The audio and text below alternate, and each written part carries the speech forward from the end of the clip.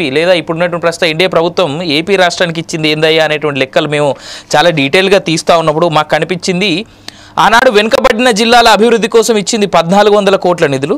Revenue లోటు కింద BJP లేదా ప్రస్తుత ఎన్డీఏ ప్రభుత్వం అనౌన్స్ చేసింది 22,111 కోట్ల గ్రాంట్లు మాత్రమే ఇచ్చింది. ఆ తరువాత ఏమైనా ఇచ్చింది లేదా ఇస్తున్నామంటే మొన్న అమరావతి డెవలప్మెంట్ కోసం 15,000 కోట్లు, అది కూడా గ్రాంట్ రూపంలో. వరల్డ్ బ్యాంక్ దగ్గర నుంచి మీరు అప్పు తీసుకోండి, మేము కూడా దీనికి సపోర్ట్ చేస్తామనేటువంటి మాట. ఇది తప్ప నాకు తెలిసి సెంట్రల్ గవర్నమెంట్ ఏపీ డెవలప్మెంట్కి కానీ అమరావతి డెవలప్మెంట్కి కానీ ప్రస్తుతానికైతే ఇచ్చినట్టు ఏం కనబడట్లేదు మాకున్న లెక్కల ప్రకారం. హవెవర్ మనతో పాటు గోశాల శ్రీనివాస్ గారు ఉన్నారు, అడ్వకేట్. ఆయనతో కూడా ఒకసారి మాట్లాడి ఆ తర్వాత స్టూడియోలో మనతో పాటు కంచర్ల విజయభాస్కర్ గారు కూడా జాయిన్ అవుతా ఉన్నారు, టీడీపీ నేత. ఆయనతో కూడా మాట్లాడించే ప్రయత్నం చేద్దాం. ముందు గోశాల శ్రీనివాస్ గారి దగ్గరికి వెళ్దాం. శ్రీనివాస్ గారు, 2014 సార్ విడిపోయినటువంటి 2 రాష్ట్రాలు ఇప్పటివరకు డెవలప్మెంట్ చూసుకుంటే అక్కడ మాత్రం శూన్యం, ఇక్కడ మాత్రం ఏదో డెవలప్మెంట్ అయితే కనిపిస్తూ ఉంది. తెలంగాణ మాత్రం ఇక్కడ ఆగట్లేదు. సార్ మీట్లో ఉన్నారు, శ్రీనివాస్ గారు మీట్లో ఉన్నారు. బాగా గుర్తు చేశారు. 2014 ఈ రాష్ట్రం ఆంధ్రప్రదేశ్ రాష్ట్రం ఉన్నన్న నాళ్ళు 100 ఏళ్ళు అయినా సరే మనం గుర్తు చేసుకుంటూనే ఉండాలి. 2014 చరిత్రలో ఒక మైలురాయి. 2014 పార్లమెంట్ లో రాష్ట్ర విభజన జరుగుతున్నప్పుడు ఆ రాద్ధాంతంలో ఎక్సర్సైజ్ లో ఒకరికొకరు పోటీగా బయట ఎక్కడో పబ్లిక్ మీటింగ్ లో మాట్లాడుతున్నట్టుగా ఒక హామీ ఇస్తున్నట్టుగా, ఏది రాజకీయ హామీ లాగా మేమైతే ప్రత్యేక హోదా ఇస్తాము 5 ఏళ్ళు అని మన్మోహన్ సింగ్ గారు రాజ్యసభలో ఉండడం, వెంటనే దానికి పోటీగా దాన్ని కౌంటర్ చేయడానికి ఛాంపియన్ ఎవరు అనిపించుకోకుండా ఛాంపియన్ మేమే అని అనుకోవడానికి భారతీయ జనతా పార్టీ తరఫునప్పుడు వెంకయ్య నాయుడు గారు మేమైతే 10 ఏళ్ళు ఇస్తామనడం, ఈ 2 కూడా రికార్డుకి ఎక్కనటువంటి ఒక మాటలు, ఎక్కడ కూడా చట్టంలో రూపం దాల్చుకోలేని మాటలు, ఎక్కడా కూడా ఏ రకమైన ప్రభుత్వ హామీగా కనపడిన మాటలు. ఒక చట్టం తయారు చేస్తున్నప్పుడు ఏ రకమైన సందర్భం లేకుండా మాట్లాడిన అసందర్భపు మాటలే, తప్పే లేదు అనాలి. అనకపోతే ఇప్పుడు దానికి సంజయ్ సవరించుకున్నాడంటే సిద్ధంగా లేరు. 2014లో ఎన్నికలు వెళ్ళిపోయినప్పుడు ఆ తర్వాత ప్రతిపక్షంలో ఉన్న జగన్మోహన్ రెడ్డి గారు కానీ మిగతా ప్రతిపక్ష నాయకులు కానీ లేకపోతే ఇటువంటి ఛానల్స్ లో విశ్లేషకులు కానీ అలాంటి విశ్లేషకులు అందరూ కూడా రాష్ట్ర ప్రభుత్వానికి విడిపోయి కొత్త రాష్ట్రం ఏర్పడింది. తెలంగాణ కొత్త రాష్ట్రం కాదు, రిసిజ్జెడ్ స్టేట్ ఆంధ్ర అన్నారు. రిసిజ్జెడ్ స్టేట్ ఎలా అనిపించింది అంటే వసతులు అన్ని కూడా అన్ని రకాల వనరులు వసతులు ఆదాయ మార్గాలు అన్ని తెలంగాణకు ఉండిపోయి కొత్తగా మీరు మీ కుంపటి మీరు ఇచ్చి వెళ్ళిపోండి అన్నట్టుగా ఆంధ్రప్రదేశ్ ఏర్పడింది. అదందరికీ తెలుసు. అది నిర్వివాద అంశం. అక్కడ రాష్ట్రానికి ఏమేమి ఇవ్వాలనేది విభజన చట్టంలో చెప్పడం జరిగింది. విభజన చట్టంలో చెప్పకుండా జరిగిన మాటలు ఏమైనా ఉన్నాయంటే తెలంగాణకు వెళ్ళిపోయిన 4 మండలాలు ఆంధ్రప్రదేశ్ లో చేరాయి ఈ విభజన చట్టం సవరణ ద్వారా. అంతకు మించి ఏమీ జరగలేదని చెప్పి మనం ఈ యొక్క మీడియాలో విపరీతంగా చర్చలు జరుపుకున్నారు. మీడియాలో చర్చలు జరపడం కాదు, పతాక శీర్షికలో చర్చలు కూడా రాయబడ్డాయి. పెద్ద మేధావులు కూడా అందరూ కూడా దీంట్లో మీరు చెప్పినట్టు గణాంకాలన్నీ పుచ్చుకుని రాష్ట్ర ప్రభుత్వం ఎలా నడుపుతుంది కాపురం, ఏ లోటు ఎంత ఉంది, రెవెన్యూ లోటు ఎంత ఉంది, జీతాలు ఇవ్వడానికి ఎలా సరిపోతుందా, అభివృద్ధి ఎలా కనపడుతుంది, వెనుకబడిన జిల్లాల యొక్క పరిస్థితి ఏమిటి, నీటి వనరుల పరిస్థితి ఏమిటి, విద్యుత్ శక్తి పరిస్థితి ఏమిటి, ఇంతకంటే స్టార్టప్స్ కానీ ఇక్కడ ఏమైనా పరిశ్రమ పెట్టాలంటే ఏమిటి, ఏ రకంగా ప్రోత్సాహకాలు ప్రకటించాలి ప్రత్యేకించి అని అడిగినప్పుడు అటు పోలవరం ప్రాజెక్టు ఇప్పుడు కొత్తగా ఏర్పడిన రాష్ట్రానికి రాజధానికి కావాల్సిన నిర్మాణ ఖర్చులు వ్యయము ఇంకా మిగతా అనేటువంటి విషయాలు వచ్చాయి. చర్చలకే అన్ని మీడియాలోని చర్చలు, ఎక్కడా కూడా చట్టసభలో శాసనసభలో చర్చలు ఉండవు, లేవు.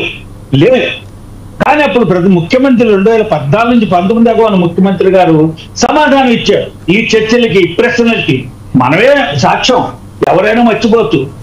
మన వాళ్ళ యొక్క మెమరీ అంత షార్ట్ ఎక్కువ గుర్తుండదు కదా, కొత్త రోజుకో సమస్య వస్తూ ఉంటుంది కాబట్టి మనం అందరూ గుర్తు చేసుకుందాం. ఎవరు గుర్తు చేస్తే ప్రజలు గుర్తు తెచ్చుకుంటారు, అదో సమస్య ఇక్కడ మనకి ప్రమాదం.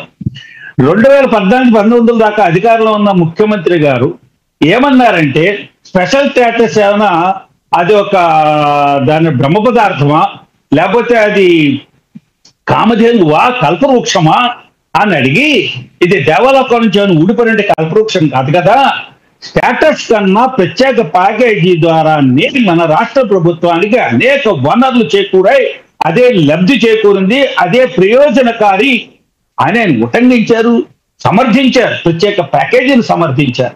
ప్రత్యేక స్టేటస్ కి టెక్నికల్ ఇష్యూస్ ఎవరు ముట్టుకోలేదు. ఎందుకంటే ఎవరు ఎత్తుతారో వాళ్ళు చేయే కాలిపోతుందని. టెక్నికల్ ఇష్యూస్ చెప్పవలసిన బాధ్యత భారతీయ జనతా పార్టీ సభ్యుల మీద ఉంది, సదస్సుల మీద. వాళ్ళు చెప్పలేదు. అటు అధికార పార్టీలోనే తెలుగుదేశం చెప్పలేదు, అటు ప్రతిపక్షంలో ఉన్న వాళ్ళు అసలు చెప్పరు కదా. అధికార పక్షాన్ని తోకబట్టి లాగడానికే వాళ్ళ పని. కానీ మీలాంటి ఛానల్స్ చర్చ పెట్టినప్పుడు మనం అందరం మాట్లాడుకున్నాం, అందరూ డిస్కస్ చేశారు. రాజ్యాంగంలో వెనుకబడిన రాష్ట్రంగా ఏదైతే గుర్తించాలో ఆ గుర్తించడానికి కావలసిన లక్షణాలేవి ఆంధ్రప్రదేశ్ లేవు. ఏదైతే స్పెషల్ స్టేటస్ తెచ్చుకోవాలనే యోగ్యత ఆంధ్ర రాష్ట్రానికి ఉండాలంటే, ఏదైతే ప్రత్యేకంగా నీతి ఆయోగ్, అప్పుడు నీతి ఆయోగ్, అప్పుడు ప్లానింగ్ కమిషన్, నీతి ఆయోగ్, ఆ నీతి ఆయోగ్ ఏదైతే నిర్వచనం చెప్పిందో రాజ్యాంగబద్ధంగా, ఆ విధంగా ఈశాన్య రాష్ట్రాల్లో ఉన్న 7 సిస్టర్స్ కానీ, లేక ఉత్తరంలో ఉన్నటువంటి అనేక రాష్ట్రాలకు కానీ ఈ ప్రత్యేక స్టేటస్, ప్రత్యేక ప్రతిపత్తి గల స్టేటస్ రావట్లేదు, ఆంధ్రప్రదేశ్ ఇచ్చే ప్రశ్నే లేదు అని ఖరాఖండిగా చెప్పేశారు. దీని గురించి అబ్బాయి మాకు కావాలంటే ఇదేంటే కోహినూర్ సాధిద్దాం అని ఉద్యమం, ఏమండి, కోహినూర్ సాధిద్దాం ఉద్యమం లేవదీస్తే ఎంత బాగుంటుందో అంత భాగంగా దీనికి జరిగింది. 2019-24 దాకా ఉండండి, 2019-24 దాకా ముఖ్యమంత్రి గారు చంద్రబాబు నాయుడు గారు తెలుగుదేశం వాళ్ళు 2019 చివరిలో అబ్బే స్టేటస్ అంతా మొదలుపెట్టారు. ఎందుకంటే అక్కడ అవతల కౌంటర్ పార్ట్ ఆయన ఈ స్లోగన్ తో, ఈ ట్రంప్ కార్డుతో గేమ్ ఫామ్ లో ఉన్నాడు, మంచి బ్యాటింగ్ బాగా చేస్తున్నాడు, సిక్సర్లు ఎగిరిపోతున్నాయి, మన వికెట్లు ఎగిరిపోతున్నాయి అనుకుని నో అని చెప్పి ఒకసారి షిఫ్ట్ చేస్తారు. అది యూ టర్న్ చేసేది అక్కడి నుంచి స్పెషల్ స్టేటస్ అన్నారు. అంతే అంతం కాదు, అక్కడి నుంచి మీరు మొదలుపెట్టారు. లాస్ట్ ఇయర్ గుర్తుందో లేదో, మాకు పోలవరం ఫండ్స్ ఇవ్వట్లేదంటే మీరు లెక్కలు చెప్పలేదు అన్నారు కేంద్ర ప్రభుత్వం. గుర్తుండాలండి, మనకి మెమరీ షార్ట్ గా ఉండకూడదు. మీరు లెక్కలు చెప్పలేదు, మేము ఇచ్చినట్టు యువత చార్జెస్ మీరు చెప్పలేదు లెక్కలు. మీరు లెక్కలు చెప్తే పోలవరం ప్రాజెక్ట్ ఫండ్స్ మేము ఇచ్చేస్తాము అన్నారు. ఈయన పోలవరం ప్రాజెక్ట్స్ వర్క్ డన్ అంటే పని అయిపోయి బిల్లులు తీసుకున్న వాటికి వర్క్ ప్రైస్ ఎస్కలేషన్ తో సైతంగా ఇచ్చేసారు ఈయన. ఎవరు? ముఖ్యమంత్రి గారు అప్పుడు నారా చంద్రబాబు నాయుడు గారు. ఈ పేచీలన్నీ జరిగాయి. రాజధానికి ఇచ్చారు, ఆయనకేమో దాని డ్రైనేజ్ గుంటూరు, మచిలీపట్నం, విజయవాడ డ్రైనేజ్ కేంద్ర ప్రభుత్వం ఇచ్చింది, కేంద్ర ప్రభుత్వం ఫ్లైఓవర్స్ కి ఇచ్చింది, కేంద్ర ప్రభుత్వం సెంట్రల్లీ స్పాన్సర్డ్ స్కీమ్స్ ఇచ్చింది, కేంద్ర ప్రభుత్వం ప్రత్యేకంగా ఇక్కడ యూనివర్సిటీస్ పెట్టారు, ఆ యూనివర్సిటీకి ఇచ్చారు.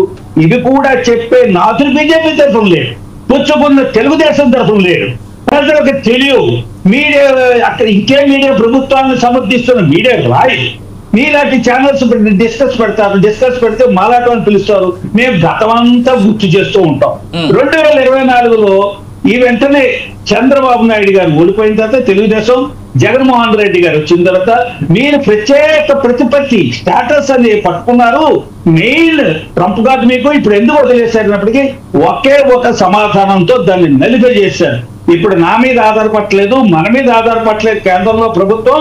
నేను వాళ్ళతో బార్గెన్ చేయలేను, బికాజ్ నాకు సేల్ లేదు. నా సేవ్ ఉండాలి, బార్గెన్ చేసే కెపాసిటీలో కావాలి. అక్కడ భారతీయ జనతా పార్టీ సొంతంగా ప్రభుత్వం ఏర్పాటు చేసింది. It is not depending upon any ఎవరి షోల్డర్ అనేసారు.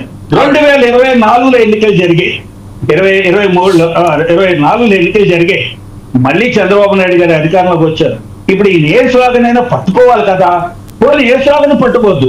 రాష్ట్ర ప్రభుత్వానికి కేంద్రం నుంచి ఏ నిధులు రావాలి, ఎందుకు రావాలి, ఎక్కడెక్కడ నిధులు ఆగిపోయాయి, ఒక వైట్ పేపర్ ఇచ్చి ఎంపీలు ఉన్నారు మాట్లాడుకోండి. సారీ ఈ తారీఖు కేంద్రంలో ప్రత్యేక గుర్తింపు తెచ్చుకున్న కేంద్ర మంత్రులు ఉన్నారు, కేంద్రంలో అధికారాన్ని పాల్పంచుకుంటున్నారు. రాష్ట్రంలో కూటమి పరిపాలన ఉంది, కేంద్రంలో కూటమి పరిపాలన ఉంది. ఇప్పటికి కూడా రాజధాని పరిస్థితి ఏమిటి? ఈ రాబోయే 5 సంవత్సరాల్లో రాజధాని పరిస్థితి ఎక్కడ 3 మెట్లు ఎక్కుతుందా, 4 మెట్లు ఎక్కుతుందా? టాప్ పూర్తిగా కంప్లీట్ చేస్తారా? రాష్ట్రంలో బకాయిలు ఉన్నటువంటి రెవెన్యూ లోటుని కేంద్ర ప్రభుత్వం జగన్మోహన్ రెడ్డి గారి అధికారంలో ఉండగా రిలీజ్ చేసింది రాష్ట్ర శ్రీనివాస్ గారు మీ క్వశ్చన్స్ అన్నిటికీ నాకు తెలిసి టీడీపీ నేత శ్రీనివాస్ గారు కమ్ బ్యాక్ అగైన్ నాకు తెలిసి విజయభాస్కర్ గారు టీడీపీ నేత మనతో పాటు స్టూడియోలోనే ఉన్నారు కాబట్టి నాకు తెలిసి ఆయన సమాధానాలు చెప్పాల్సినటువంటి టైం ఇది. మీరు చాలా క్వశ్చన్స్ అడిగారు. సేమ్ టైం చంద్రబాబు నాయుడు గారు మీరు అన్న దాంట్లో నుంచి ఒక స్పెషల్ పాయింట్ ఒక నోట్ చేసుకోవాలి. ప్రత్యేక ప్యాకేజీని నేను సమర్థిస్తున్నా, కేంద్రం ఇస్తోంది అనేటువంటి మాట ఆయన అన్నాడు. కానీ ఇవాల్టి వరకు ఎన్ని రూపాయలు, ఎన్ని వేల కోట్లు, ఎన్ని లక్షల కోట్లు ఇచ్చింది అనేటువంటి ప్రశ్నతో సమాధానంతో మొదలెడితే బాగుంటది. విజయభాస్కర్ గారు మీరే చెప్పాల్సినటువంటి సమయం ఇది. తాంబూలాలు ఇచ్చాం తన్నుకు చావండి అనే రీతిలో ఆనాటి కాంగ్రెస్ ప్రభుత్వం రాష్ట్ర విభజన ప్రారంభించింది. ఆ తర్వాత అది ఒక రావణ కాష్టంగా మిగిల్చింది. తర్వాత ప్రభుత్వం మారింది. మేము ఉంటే అన్నీ చేసేవాళ్ళం అని చెప్పి వాళ్ళు చెప్తారు. సరే, ఆనాటి ఎన్డీఏ ప్రభుత్వంలో మేము భాగస్వామిగా ఉండి ప్రయత్నాలు చేశాము. నీతి ఆయోగ్ అది అడ్డు చెప్తుంది. నీతి ఆయోగ్ ఇప్పుడు ఇంకెవరికి స్పెషల్ స్టేటస్ ఈ దేశంలో ఎవరికి ఇచ్చేది లేదు కాబట్టి ఏదన్నా స్పెషల్ ప్యాకేజ్ ఏదన్నా అవకాశం ఉంటే చూస్తామన్నారు. సరే, ఆ స్పెషల్ ప్యాకేజీ మీద ఇప్పుడు సరే పార్లమెంట్లో బయట రకరకాలుగా విజ్ఞప్తులు చేయడం జరిగింది, ధర్నాలు చేయడం జరిగింది, రాస్తారోకోలు చేయడం జరిగింది. దాని మీద తీవ్ర స్థాయిలో విజృంభించడం జరిగింది. ఆ తర్వాత 2019 వచ్చింది. మేము ఇంకా లాభం లేదని చెప్పేసి ఇంకా బయటికి రావాలని నిర్ణయానికి వచ్చేసి బయటకు వచ్చాం. బయటకు వచ్చిన తర్వాత ఇప్పుడు తర్వాత వైఎస్ జగన్మోహన్ రెడ్డి గారు నాకు మెజార్టీ పార్లమెంటు సభ్యులను ఇస్తే నేను కేంద్రాన్ని మెడలు వంచి తీసుకొస్తానన్నాడు. ఆయన 5 ఏళ్ల పరిపాలనలో ఆయన తీసుకురాలేదు. అంటే మేము తీసుకురాలేదని మా మీద వేస్తున్నారు. ఆయన తీసుకురాలేదు. ఆయనకి మెజార్టీ బ్రహ్మాండంగా ఇచ్చారు. ఆ రోజు పార్లమెంట్ సభ్యుల సంఖ్య బాగానే ఉంది, ఆయనకి ఇవ్వలేదు. అయితే మేము డిమాండ్ చేయలేదో లేకపోతే జగన్మోహన్ రెడ్డి డిమాండ్ చేయలేదని పక్కన పెడదాం. ఇవన్నీ కాదు, నీతి ఆయోగ్ ఒప్పుకోలేదు, అందువల్ల మేము ఇవ్వట్లేదు, స్పెషల్ ప్యాకేజీ అన్నారు. ఈలోపు ఎలక్షన్లు వచ్చాయి.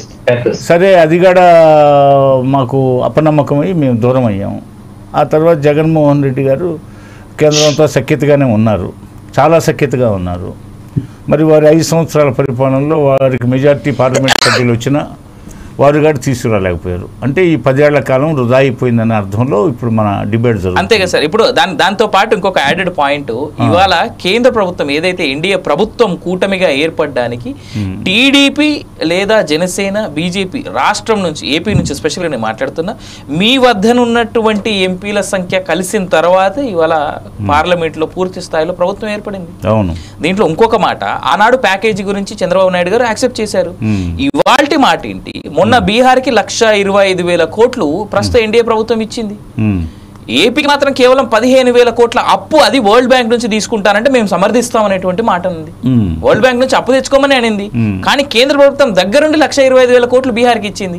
ఇవాళ బీహార్ ఎంతగా ఎన్డీఏ ప్రభుత్వం ఏర్పాటు చేయడానికి సహాయపడిందో అదే విధంగా టీడీపీ, జనసేన కూడా అదే విధంగా సహాయపడ్డాయి కదా ఏపీ నుంచి.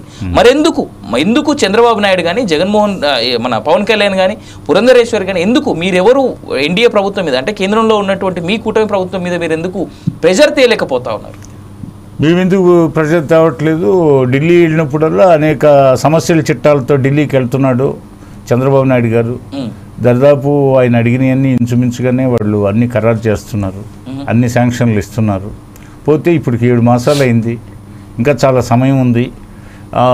మరి ఆయన సాధించలేడని ఎందుకు అనుకోవాలి? అంటే సార్ ఇక్కడ ప్రశ్నల్లో ఇప్పుడు మా మీద ఆధారపడి బీజేపీ నడుస్తుంది అన్నారు. మేము ఒక్కరమే కాదు, నితీష్ కుమార్ మీద కూడా ఆధారపడి ఉంది. ఎగ్జాక్ట్లీ సార్, వాళ్ళు సాధిస్తున్నారు, మనం ఎందుకు సాధించలేదు? ఇప్పుడు నితీష్ కుమార్ మీద ఆధారపడ్డారు కాబట్టి 1,23,000 కోట్లు, 25,000 కోట్లు ఆయనకి ఇచ్చారు.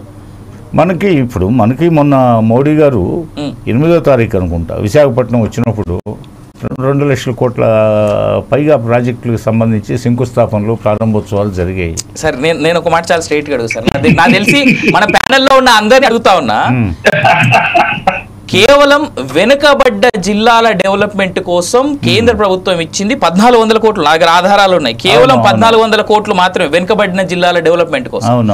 అది కాకుండా అంతకుముందు ఒక 1500 కోట్లు ఇచ్చింది. ఇది 1500 కోట్లు దేనికి ఇచ్చారయ్యా అంటే అమరావతి మీరు అనుకునేటువంటి మీ రాష్ట్ర రాజధాని కట్టుకోవడానికి. తర్వాత 22,111 కోట్లు ఇది గ్రాంట్ల రూపంలో మేము ఇస్తున్నామని అన్నారు, కానీ అది ఇచ్చారో లేదో ఇప్పుడు ప్రస్తుతం ఉన్నటువంటి ఆసియా అభివృద్ధి బ్యాంకు పోతే వరల్డ్ బ్యాంకు ఎగ్జాక్ట్లీ ఈ 2 బ్యాంకుల ద్వారా వచ్చినటువంటి డబ్బు. కానీ అమరావతి నిర్మాణానికి కానీ వైజాగ్ లేదా అన్నట్టుగా 3 రాజధానులే కానీ లేదా ఏపీ రాష్ట్ర డెవలప్మెంట్ కోసం కానీ స్పెషల్ గా అసలు రాష్ట్రానికి రాజధాని లేనటువంటి ఒక రాష్ట్రానికి రాజధాని కట్టుకోవడానికి కేంద్రం ఏం చేసింది, ఏం చేయలేదు అనేది మన మేజర్. రెండోది ఏంటంటే ఇవాళ కేంద్రంలో అధికారం నిలబెట్టుకోవడానికి అధికారం పీఠం మీద మళ్ళీ మోడీ కానీ అమిత్ షా కానీ ఎక్కడానికి కారణమైనటువంటి టీడీపీ నితీష్ కుమార్తో పాటు చిరాగ్ పాస్వాన్ పార్టీతో పాటు సేమ్ కారణం మీరు అయ్యారు.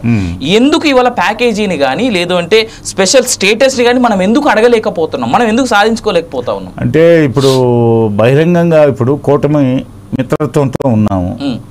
ఇప్పుడు కలిసినప్పుడు అన్ని సమస్యలు ఇన్ కెమెరా అంటే మన గోడల మధ్య ప్రధానమంత్రిని కేంద్ర మంత్రుల్ని నిలదీయడం జరుగుతుంది. అది జరుగుతుంది. నేను అడగట్లేదని ఎందుకు అనుకుంటున్నారు? అడిగితే ఏదో ఒక రిజల్ట్ కనబడుతుంది కదా. వస్తుంది రిజల్ట్ త్వరలో చూస్తారు, అన్ని రిజల్ట్లు చూస్తారు. నేను ఒక మాట చెప్తాను. ఇప్పుడు ఎవరికి తలొగ్గాల్సిన పని లేదు. తెలుగుదేశం ఆత్మగౌరవ నినాదంతో వచ్చింది. ఆత్మగౌరవం తెలుగువారి ఆత్మగౌరవాన్ని ఎక్కడ పోగొట్టదు. అదేవిధంగా తెలుగుదేశం పార్టీ తన వ్యక్తిత్వాన్ని కోల్పోదు. ఒకసారి చూశారు, మేము ఆ విషయాల్లో డిఫర్ అయ్యాం. రాజకీయంగా నష్టాలు కూడా తెచ్చుకున్నాం. ఈసారి మీరంటారు మా మీద ఆధారపడిందని. మా మీదో నితీష్ కుమార్ మీదో లేకపోతే చిరాగ్ పాస్వాన్ మీదో ఎవరి మీదైనా ఆధారపడినాయి. కానీ మేము అవన్నీ చెప్పి బెదిరించట్లని న్యాయబద్ధంగా ఇప్పటికే 10 ఏళ్ళు కాలాతీతం అయింది. విభజన చట్టంలో హామీలు నెరవేరడం లేదు. ఇవన్నీ అడగడం లేదని మీరు ఎందుకు అనుకుంటున్నారు? అన్నీ అడుగుతున్నారు, వాళ్ళు చెప్తున్నారు. త్వరలో ఫలితాలు రాబడతామని మాకు ఆశ ఉంది. మరి అది అవన్నీ మెటీరియల్ అయ్యేదాకా అది జనం నమ్మకపోవచ్చు. ఎందుకంటే జనం ఫిజికల్గా చూస్తారు.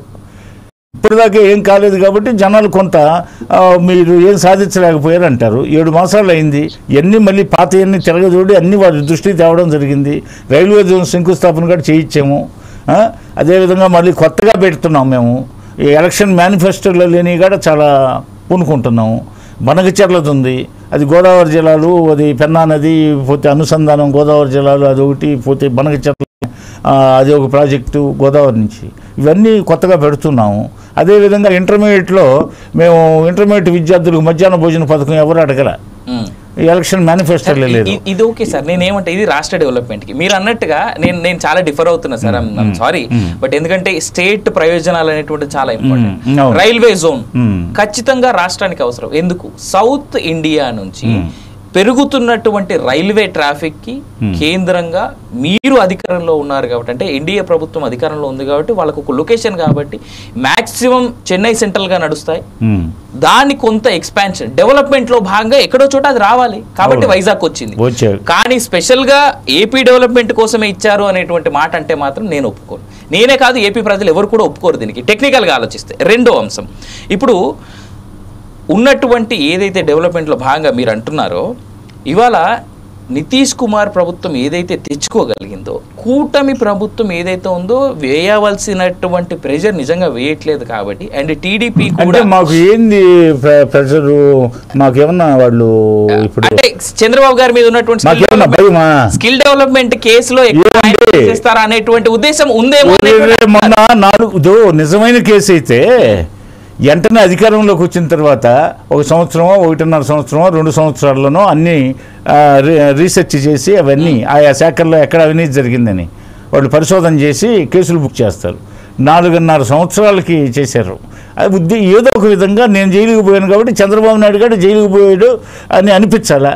ఆయనకి రికార్డులో మచ్చగా ఉండాలా జైలుకి పోయింది అని ఆ ఉద్దేశంతో ఏదో కుంటిసగ్గా పెట్టారే కానీ అలా అయితే జగన్మోహన్ రెడ్డి ఈడీ కేసులు సిబిఐ కేసులు పరంపరగా ఉన్నాయి, రెండంకెల్లో ఉన్నాయి. మేబీ దానివల్లే అప్పుడు మరి జగన్మోహన్ రెడ్డి 5 సంవత్సరాలు అడగకుండా లాలుచి పడి కారణం అదే ఉంది, కారణం అదే అంటే. కానీ మేము భయపడాల్సిన పని లేదు. ఏం చేస్తారు ఏంది, వీఆర్ రెడీ టు ఫైట్ ఎవరితైనా రాష్ట్ర ప్రయోజనాల కోసం. ఓ పని చేద్దాం సార్, సింపుల్. చంద్రబాబు నాయుడిని జైల్లో వేస్తారా? జైలు కాదు, జైల్లో వేస్తారా? ఎవరు ఎల్లకాలం ఉండరు కదా ఎక్కడ.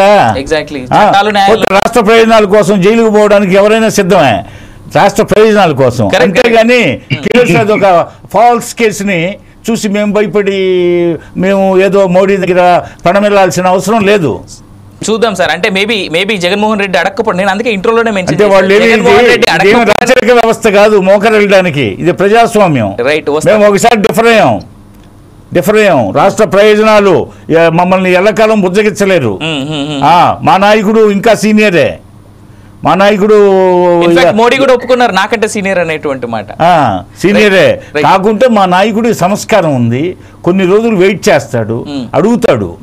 అంటే ఇవన్నీ డాంబికంగా అక్కడ నేను ఈ అడిగాను నా మీద ఆధారపడి ఉన్నాడు, చేస్తాడా లేదా అన్నాను, అంత చూస్తాను, ఈ ప్రభుత్వం ఎన్నాళ్ళు ఉంటుందో చూస్తాను, కోతలు కోయడు. నేను ఒక మాట నేను ఒక్కటి రిమైండ్ చేస్తా సార్. అంటే కూటమి మిత్రధర్మాన్ని పాటిస్తాడు, డెఫినెట్ గా పాటించాలి కూడా. అయితే ఇక్కడ మిత్రధర్మాన్ని పాటిస్తాడు, చెప్తాడు, 4 గోడల మధ్య సమస్యలని చెప్తాడు. గతంలో ఇట్లా జరిగింది, మధ్యలో ఇట్లా జరిగింది, ఇప్పుడు కూడా మిమ్మల్ని నన్ను అందరిని నమ్మరు, కూటమిని చాలా బ్యాడ్గా అనుకుంటారు, కాబట్టి ఇవన్నీ పరిష్కరిస్తేనే మీ పార్టీకి కానీ లేకపోతే కూటమికి కానీ మంచి పేరు వస్తుంది, ఇవన్నీ చెప్తాడు. ఓర్పు ఉంది, ఆయనలో ఓర్పు ఉంది, కొంతకాలం వరకు చూస్తాడు. తర్వాత కొంచెం స్వరం పెంచుతాడు, ఆ తర్వాత పరిస్థితులను బట్టి ఉంటది. బెటర్ లేట్ దెన్ ఎవర్ అని ఒక సామెత ఉంది. సరే, హవెవర్ నేను ఒకటి గుర్తు చేస్తా ప్యానలిస్టులందరికీ, ఇదే కూటమిలో ఉన్నటువంటి ఎన్డీఏ కూటమిలో ఉన్నటువంటి చిరాగ్ పాస్వాన్ ఎవరైతే